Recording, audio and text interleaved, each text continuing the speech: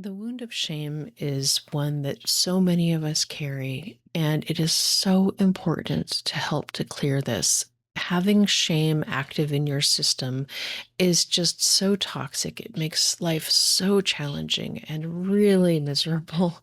As somebody who's struggled with shame myself, I really am familiar with this dynamic. And I've found flower essences to be absolutely invaluable. These are some flower essences from the Flora of Asia collection to help with shame, and I've gathered them together into a formula called Innocent. And it is so useful, and so many people have found it to be helpful to release the wounding of shame. The Eucerian pear is one of the first essences I reach for. This is a beautiful pear tree, very early spring blooming, and it has this character of purity to it.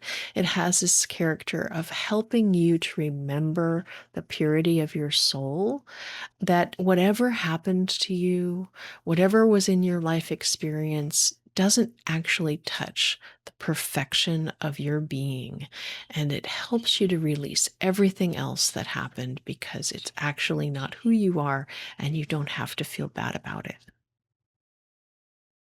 Wilmot's rose is such an important essence for shame because it helps us to connect to our little wounded heart. This essence provides the energy of a wise and kind elder to protect our hearts. When we have had a shaming experience, we close our heart, and this essence helps us to open back up and to be able to release those imprints of shame that had nothing to do with us. The Sikkim crabapple, once again, has this character of purity. The crabapples all are useful for clearing toxicity, and this one is helpful for clearing the toxicity of shame because these absorbed judgments that really are not yours, they were put on you by others. These imprints just are toxic and so harsh and so not you. And when you can release them, you become a clearer channel of your soul presence.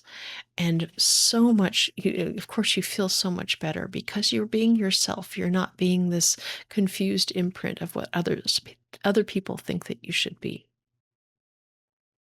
The Lechlandsily is another essence that's so interesting because it helps us to connect to the perfection of our being. So many of us wish we could be other than who we are, and that we think that there's something about us that's not right, or could be better. And this essence helps us to embrace ourselves fully, to just connect to the unique qualities of ourselves. And that's the beauty, is that beautiful uniqueness. And so letting any other imprints be attached to us, we can just let those go and allow that life force to flow through you of being uniquely yourself. The white lily is one that reminds us to treat ourselves with kindness. This essence helps to release shame that resides in the second chakra, and it distorts the natural flow of life force. It distorts natural appetites, and you can connect to the wisdom of your body when you've allowed this release of these imprints that have gotten connected.